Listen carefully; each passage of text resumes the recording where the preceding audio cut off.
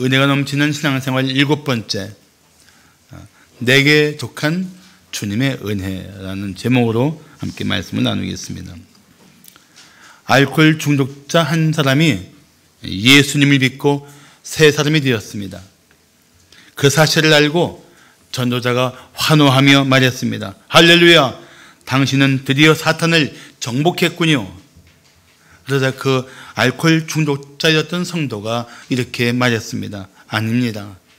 제가 사탄을 정복한 것이 아니라 사탄을 정복하신 이가 내 속에 계시기 때문입니다. 아멘. 사실 좀 재미있는 것은 시카고에 있는 세계적인 그 알코올 중독자 그 전문 병원도 알코올 중독자의 치료 방법 없음 해놓고 밑에 단 예수를 믿으면 고칠 수 있음 이렇게 되어 있어요. 십자가에서 사탄에게 승리하신 예수를 믿는 성도는 모든 문제를 이겨낼 것입니다. 어떤 문제도 이겨낼 수 있습니다. 그 문제를 이겨내지 못할지라도 문제보다 더 큰 은혜 가운데 살게 될 것입니다. 오늘 제가 드리고 싶은 말씀은 바로 이것입니다. 사실 병원과 교회는 육체를 치료하는 것과 영혼을 치료하는 것에서는 난 유사성이 매우 많다고 생각합니다. 사람이 정말 웬만큼 아프지 않으면 병원에 가려고 하지 않습니다. 그 이유를 들어보면 참 재밌습니다. 끔찍한 병을 발견할까 봐 두려워서 못 가겠다는 것입니다. 어떤 분은 정말 천하장사형으로 체격이 엄청나게 좋은데도 병원에 가기 꺼리는 이유를 이렇게 대답합니다. 주사 맞는 게 무서워요. 사람이 하나님 앞으로 나오지 않는 이유도 나는 같다고 생각합니다.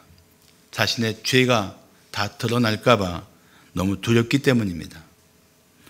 그래서 병원에 가지 않다가 병을 키우는 사람도 있고 예수 믿기를 거부하다가 더 깊은 죄에 빠져 들어가는 사람들도 있습니다. 중요한 차이가 있다면 병이 깊어져 치료할 수 없는 사람이 있지만 아무리 깊은 죄에 빠져 있다 할지라도 언제든지 예수를 믿으면 모든 죄를 용서받고 새로운 삶을 살게 된다는 것입니다. 이 차이가 분명히 있단 말이죠. 자, 안타깝게도 오늘 고린도 후서를 기록한 위대한 사도인 사도 바울은 기가 막힌 질병을 앓고 있었습니다. 어느 학자는 그가 앓고 있는 그 육체의 가시가 다메섹으로 그리스도인들을 잡으러 가다가 빛으로 나타나신 예수를 만났을 때 생긴 안질이라고도 합니다.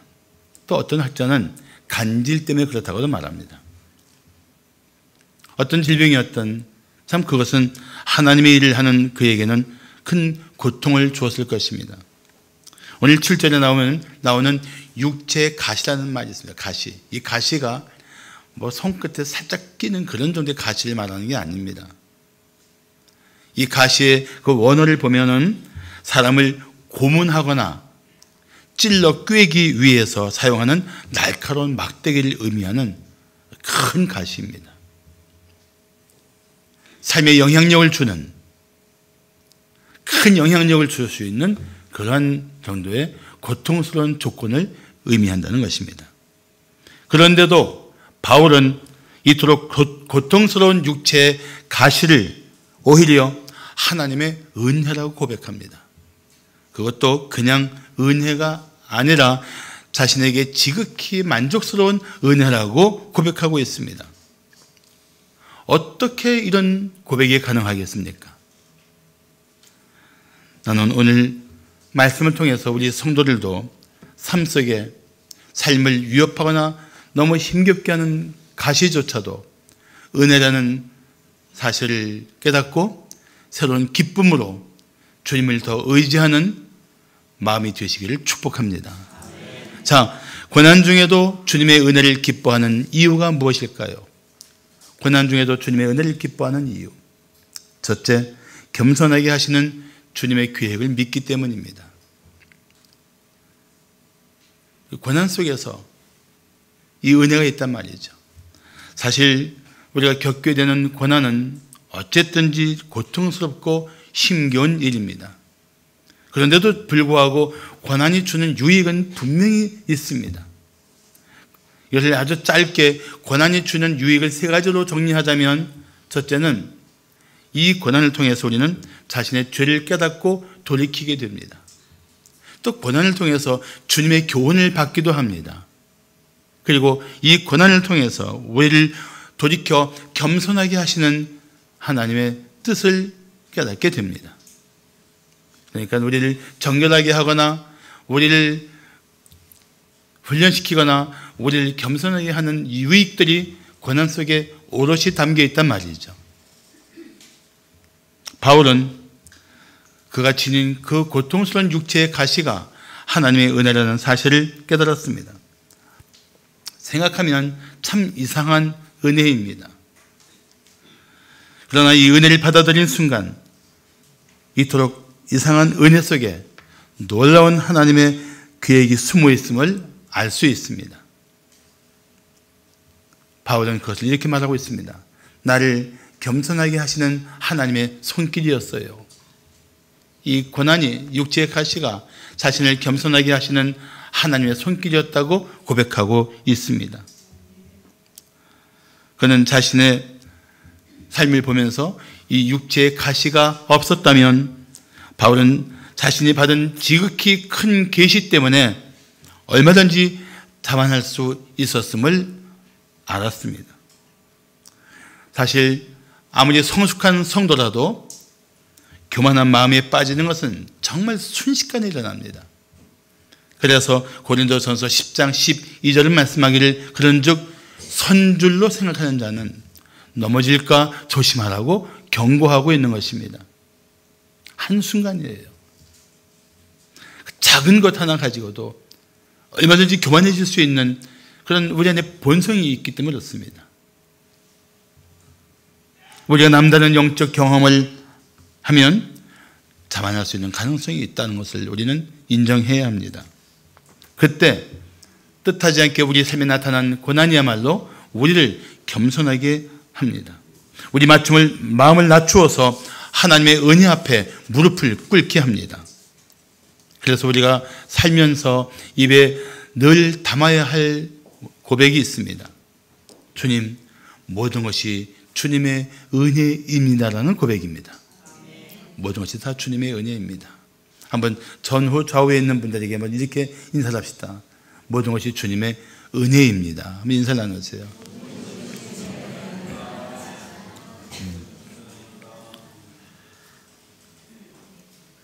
아무리 생각해도 우리를 사랑하시는 하나님께서 아무 계획 없이 우리에게 고난을 허락하시거나 고난 가운데 우리를 방치하실 것이라는 생각이 안 듭니다. 우리 하나님 아버지는 절대 그럴 분이 아니라는 사실만 더 깨닫게 됩니다. 오늘 7절을 보시면 여러 계시를 받은 것이 지극히 크므로, 누가요? 바울이 개인적으로 받은 계시가 지극히 크므로 너무 자만하지 않게 하시려고 내 육체의 가시 곧 사탄의 사자를 주셨으니 이는 나를 치어서 너무 자만하지 않게 하려 하심이라고, 자만하지 않게 하시려는 하나님의 계획을 두 번이나 반복해서 말씀하고 있어요. 고통스럽지만 너무 힘들지만 이것이 나를 자만하지 않게 하시는 하나님의 손길이라면 그걸 기쁜 마음으로 받겠다는 의지입니다. 재미있는 것은 유진 피터슨은 이 부분을 메시지 성경에서 이렇게 번역했습니다. 한번 들어보십시오. 받은 계시들이 엄청나고 또 내가 우쭐거려서는 안 되겠기에 주님께서는 나에게 장애를 선물로 주셔서 늘 나의 한계들을 절감하도록 하셨다고 고백합니다. 자, 이 번역을 보면 여기 재밌는 표현이 뭡니까? 장애를 선물로 주셔서 나의 한계들을 절감하게 하셨다는 표현입니다. 장애가 선물이라는 거예요. 세상 사람은 이해할 수 없는 고백을 하고 있는 것입니다. 어떻게 인생의 장애가 선물입니까? 내 삶을 위협하는 고통이 어떻게 선물이 될 수 있습니까? 내 인생에 십자가같이 내가 걸머쥐고 나가야 하는 고통스러운 현실이 어떻게 하나님의 선물이 될 수 있겠습니까? 그런데 보이는 것보다 그것이 숨어있는 하나님의 계획을 믿음으로 깨닫는 순간 이거는 선물이라는 고백입니다. 이것조차 선물이라는 거예요. 그게 바울의 고백입니다. 그렇습니다. 하나님의 은혜 안에서는 고난도 선물이 되는 것입니다. 우리가 지닌 치명적인 약점조차 은혜로운 선물이 될 수 있다면 이게 얼마나 신비로운 일입니까? 얼마나 놀라운 일입니까? 누가 하나님이 사랑하는 성도에게 주시는 하나님의 은혜의 깊이와 크기를 감히 다 이해할 수 있겠습니까? 이해할 수 없어요. 없는데 한 가지는 분명해요. 이것도 선물이라는 고백입니다. 이것조차, 이 고난조차, 이 아픔조차, 내 삶을 위협하는 이 현실조차 이 속에 감춰진 은혜가 있고 하나님의 나를 향한 계획 속에 있다는 사실을 믿을 때 이 고백이 가능해지는 것입니다. 사랑하는 성도 여러분, 인생의 고통과 약점을 괴로워하지 말고 겸손하게 주님 앞으로 나오십시오. 그리고 하나님 없이 내 힘대로 내 지혜대로 살려고 몸부림쳤던 것을 자백하십시오. 지금도 자기 마음대로 살지 못하는 것 때문에 고난을 못 견뎌야 한다면 그게 오만한 태도임을 인정하십시오. 그게 오만해서 그래요. 어떻게 인생을 내 마음대로 내 뜻대로만 살려고 버둥거립니까? 하나님을 인정하지 않으니까 자기가 중심이 돼서 자기 멋대로 살지 못하면 괴로워하는 거예요.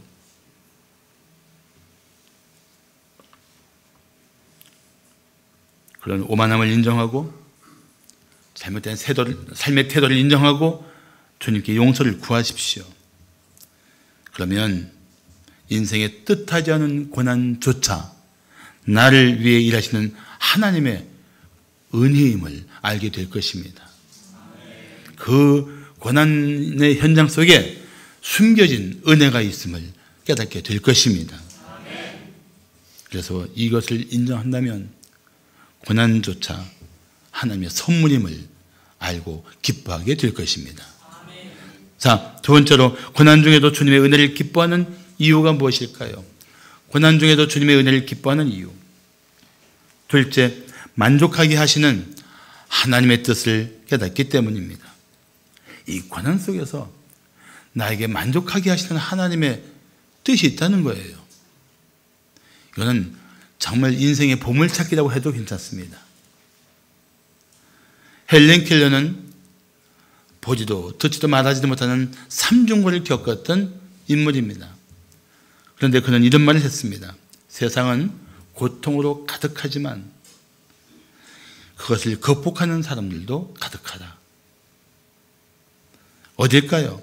우리는 확신하지만 세상에 어떤 고통도 극복할 수 있는 은혜를 입은 사람들이 모인 공동체가 바로 교회입니다.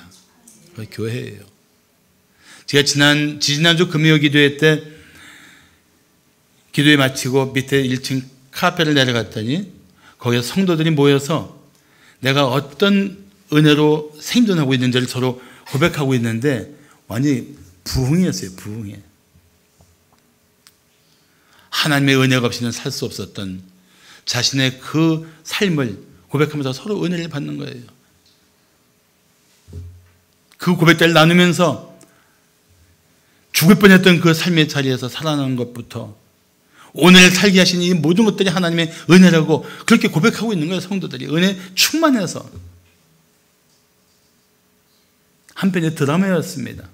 하나님의 각본으로 하나님이 친히 감독하셔서 하나님이 작품상을 받으실 만한 멋진 작품들이었단 말이죠. 그렇습니다.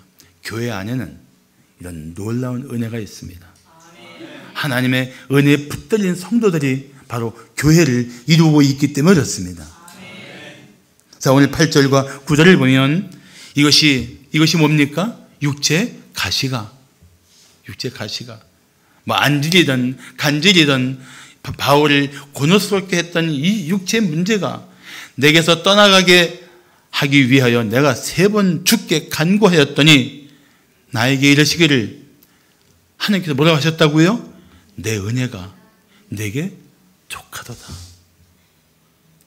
이는 내 능력이, 바울의 능력이 약한 데서 온전해짐이라고 말합니다. 자, 메시지 성경은 8절과 9절을 이렇게 말합니다. 처음에 나는 장애를 선물로 여기지 못하고 그것을 없애달라고 하나님께 간구했습니다. 3번이나 그렇게 했는데 그분께서 이렇게 말씀하셨습니다. 내 은혜가 내게 족하다. 내게 필요한 그것이 전부다. 내 능력은 내 약함 속에서 진가를 드러냈다. 좀 더 이해가 쉽습니까? 뭐 쉽지 않아도 돼요. 이렇게 생각하시면 돼요. 하나님이 내게 주신 육체의 가시도 그 연약함 때문에 하나님의 능력을 경험하게 되는 은혜라는 거예요. 은혜. 내 연약함으로 함에 하나님의 능력이 임함으로 더 큰 은혜를 누리며 살 수 있는 그런 하나님의 선물이라는 것입니다.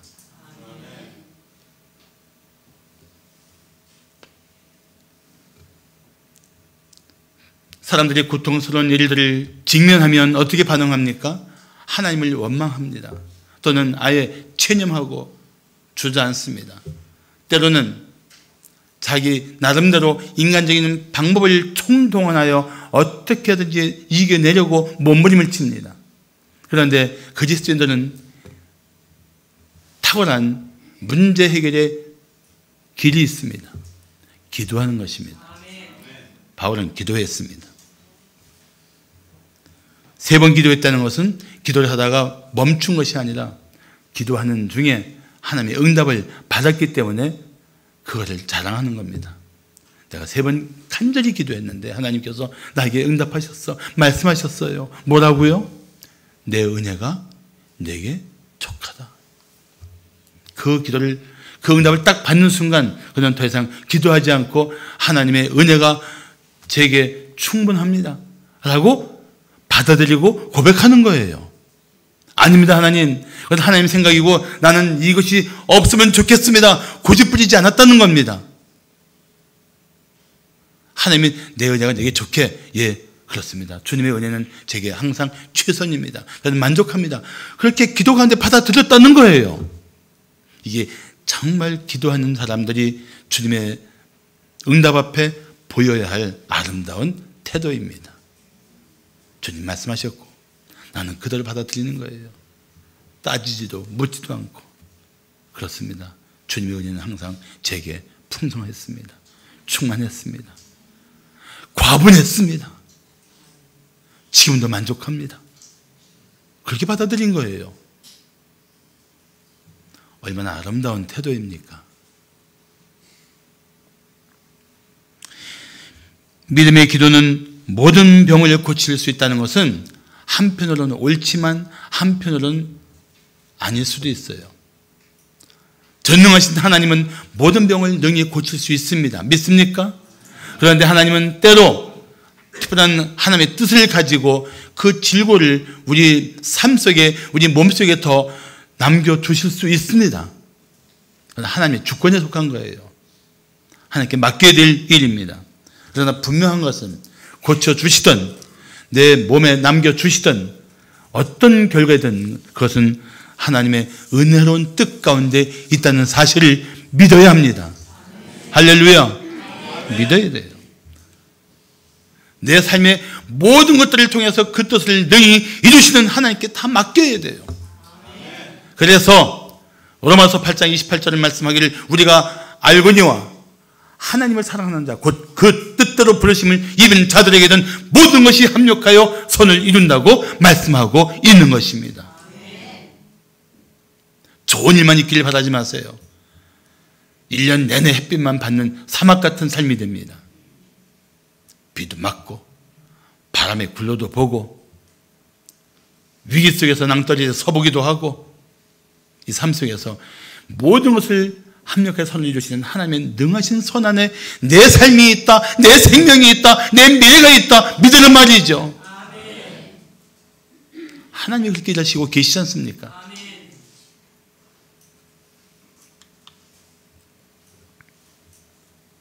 바울은 그렇게 기도하다가 하나님 뜻을 깨달았습니다. 그래, 이 은혜는 나에게 족한 것이다. 우리도 마찬가지입니다. 육체에 가시가 있습니까? 견디기 힘든 고난이 있습니까? 기도하십시오. 기도하시면서 주님의 음성을 들어보십시오. 그리고 그 음성 앞에 우리는 하나님의 뜻이 있음을 알게 되는 순간 이 고난의 은혜마저 선물처럼 기뻐하게 될 것입니다. 초대교회 때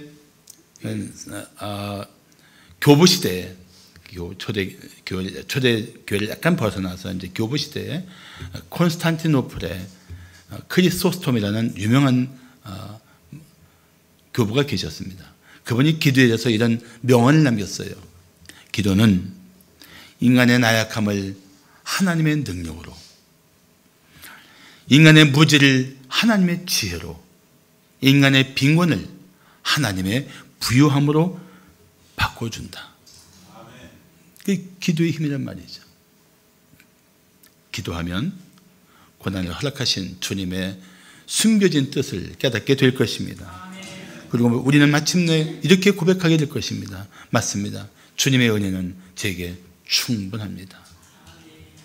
족합니다. 사랑하는 성도 여러분, 우리가 다 이해할 수 없지만, 다 깨달을 수는 없지만 주님의 은혜를 만족하게 여기십시오. 내가 원하는 것보다 주님이 주신 것을 더 귀하게 여기고 기뻐하십시오. 고난 속에 나타난 주님의 뜻을 깨닫게 될 것입니다. 마지막으로 고난 중에도 주님의 은혜를 기뻐하는 이유가 무엇일까요? 셋째, 강건하게 하시는 주님의 능력을 경험하기 때문입니다. 강건하게 하시는 주님의 능력.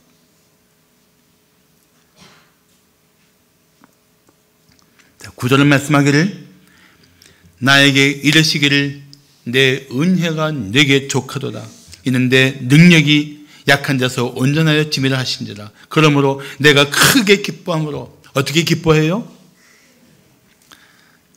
그냥 대충 기뻐하는 게 아니고 크게 기뻐함으로 나의 여러 약한 것들에 대하여 자랑하리니 이는 그리스도의 능력이 내게 머물게 하려 함이라.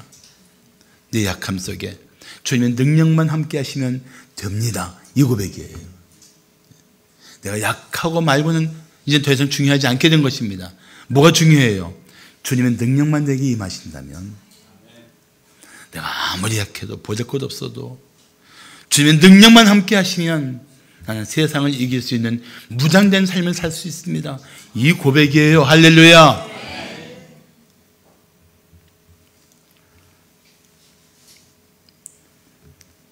우리가 약한 것을 인정하고 주님의 능력을 의지하면 우리는 세상을 이길 수 있는 권세로 충만해질 것입니다.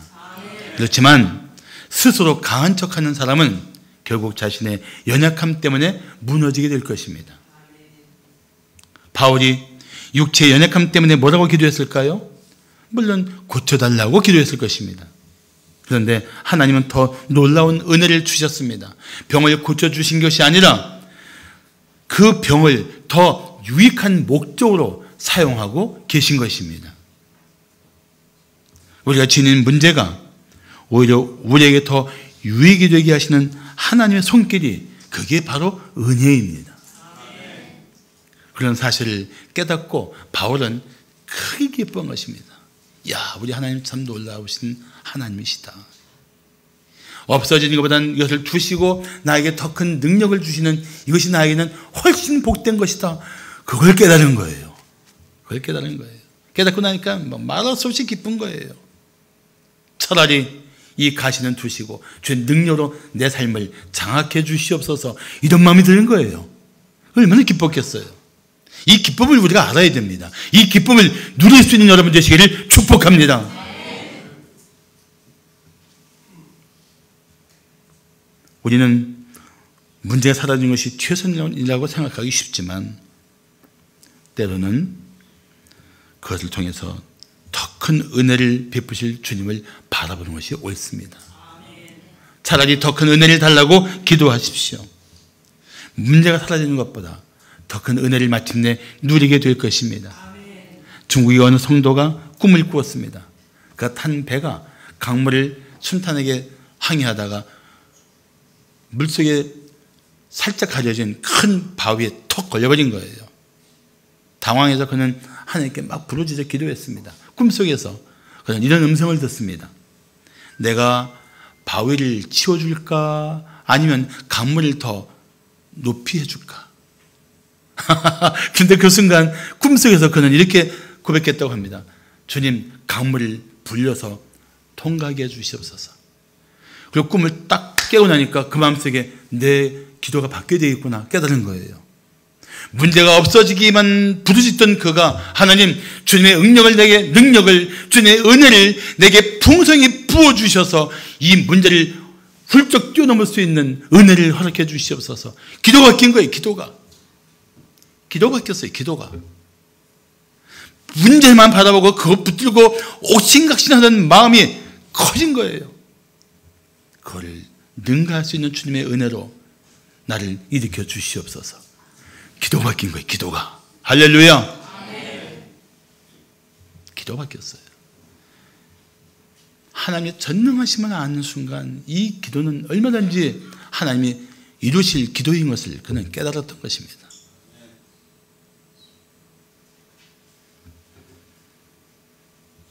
우리에게도 그런 하나님의 말씀이 있지 않겠습니까? 그 문제를 치워줄까? 아니면 그 문제 속에서 더 큰 은혜를 줄까? 우리는 더 하나님을 신뢰하는 하나님의 사람답게 기도해야 합니다. 문제는 있어도 좋습니다. 그걸 이길 수 있는 더 큰 은혜를 부어주시옵소서.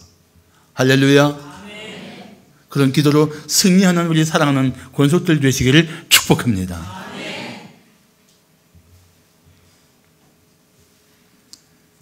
그러므로 우리는 더 이상 문제가 사라지는 것만 목적으로 삼지 말고 더 큰 은혜를 사모하며 살아야 합니다. 어떤 고난과 역경도 능히 헤쳐나갈 수 있는 주님의 큰 능력을 부어달라고 기도해야 합니다. 그러면 오히려 우리는 우리의 약한 것을 기뻐하게 될 것입니다. 그 약한 삶의 자리에 임하신 주님의 능력을 인하여 우리는 자랑하게 될 것입니다. 그래서 10절은 말씀하기를 그러므로 내가 그리스도를 위하여 약한 것들과 능력과 궁핍과 박해와 곤고를 기뻐하노니 왜요? 그 이유는 내가 약한 그때의 강함이라. 누구 때문에요? 하나님 때문에. 큰 능력으로 나에게 함께 하시는 하나님 때문에.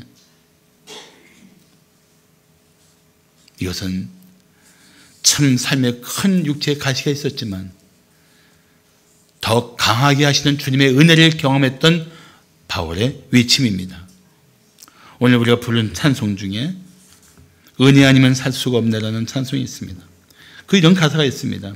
주께 묶인 나의 모든 삶 버티고 견디게 하시네. 얼마 전에 이 찬송을 부르다가 제 마음속에 이런 생각이 들었어요.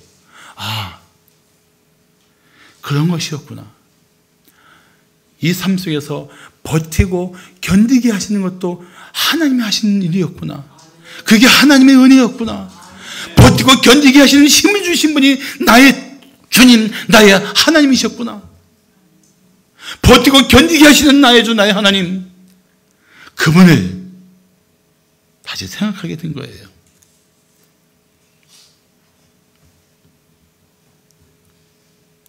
주님의 은혜는 우리를 반드시 강하게 하십니다.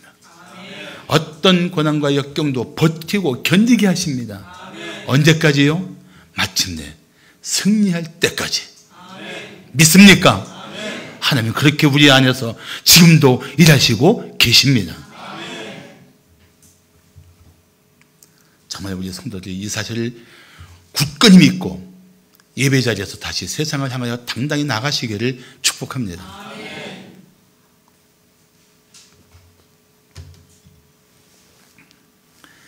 유진 피터슨은 사실 많은 교회를 다닐 수 있는 기회가 있었는데 그 많은 교회를 다니면서 그 교회 안에 있는 사람들의 모습에 참 실망을 많이 했습니다.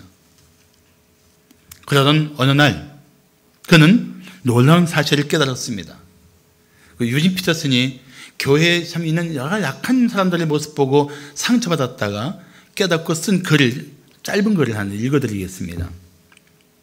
사람들의 연약함은 부족함이 아니었다. 문제가 아니었다. 연약함에도 하나님의 영광을 바라보고 쓰임받는 놀라운 은혜였다. 교회 안에 그런 연약함이 오히려 하나님의 능력에 붙들려 쓰임받는 은혜로 변화되는 사람들이 그는 보기 시작한 겁니다.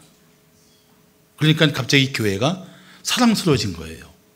문제 있는 성도들에 대해서도 기대감이 생기기 시작한 거예요. 이게 교회구나. 이게 교회야. 이게 교회였어.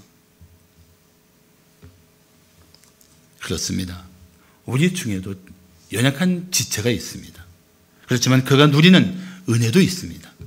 그래서 우리는 서로 기도하며 연약한 지체가 주님의 능력에 붙들려 승리하도록 도와야 마땅합니다. 데보라 윌슨이라는 한 여인의 이야기를 들려드리겠습니다.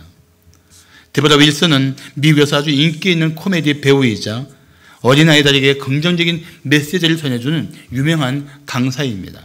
그런데 사실 그녀의 어린 시절은 낮은 자존감과 자기 혐오증으로 얼룩져 있었습니다. 그녀는 야뇨증이 있었는데 스스로 생각해도 너무나 수치스러운 일이었습니다. 그래서 자신이 가족을 비롯한 모두에게 피해를 주는 존재라는 생각에 빠져들었고 또 세상에 의미 있는 일조차 하나도 없다는 생각에 그는 죽음을 꿈꾸기 시작했습니다. 대학생이 되었는데 상황은 더 악화되었습니다. 마약에 손을 댔고 삶은 더 방탕의 늪에 빠져들어갔습니다. 그러던 어느 날 거리에서 강도를 만났는데 엉뚱하게도 이 강도가 자신을 죽여줬으면 좋겠다는 생각까지 들 만큼 그는 비참한 상태에 빠져 있었습니다. 그래서 강도가 돈만 빼갖고 가는데 갑자기 그 마음속에 어릴 때 교회에서 고백했던 예수님 생각이 난 거예요. 그리고 그는 교회로 돌아옵니다. 하나님께 모든 것을 맡겼습니다. 자신의 마음에 깊이 뿌리 내린 분노마저도 다 하나하나 끄집어내어 십자가 밑에 쏟아냈습니다. 믿음을 회복하기 위해 눈물로 기도했고 자신을 향하신 하나님의 뜻을 알고 싶어서 성경을 읽고 또 읽었습니다. 그러면서 점점 자신의 잘못된 자아상을 내려놓자 삶 속에 하나님의 도우심이 느껴지기 시작했습니다. 그리고 인생이 180도 달라졌습니다. 마침내 데보라는 자신의 모든 것이 하나님의 은혜 속에 있었다는 엄청난 사실을 깨닫게 되었습니다. 그 이후 그녀의 삶은 감사하며 살게 된 것입니다. 이것은 데보라의 이야기이지만 동시에 우리 모두가 사실은 이미 누리고 있는 삶이요 하나님의 은혜 속에서 우리가 가지고 있는 간증이기도 합니다. 우리가 예수 안에서 나를 위해 십자가에서 대속하신 그 십자가의 보혈의 공로 안에서 우리는 과거로부터 구원받고 변화된 새로운 존재들입니다. 사랑하는 성도 여러분, 때로 하나님은 나의 영적 유익을 위해서 육체의 고난을 허락하십니다. 그러나 어떤 고통과 약점이 있든지 하나님의 손에 붙들리면 삶을 가치 있게 하는 보석이 될 것입니다. 어떻게 하면 좋을까요? 하나님께 더 가까이 나오십시오. 자만하지 말고 겸손한 마음으로 나오십시오. 불평하지 말고 감사한 마음으로 나오십시오. 슬퍼하지 말고 기뻐하며 하나님께 더 가까이 나오십시오. 하나님을 만나면 진실로 살아계시고 참되신 하나님을 인격적으로 만나면 당신 삶에 숨어있는 하나님의 풍성한 은혜를 마침내 보게 될 것입니다. 그리고 새 노래로 내게 은혜 베푸시는 주님을 목청껏 노래하게 될 것입니다.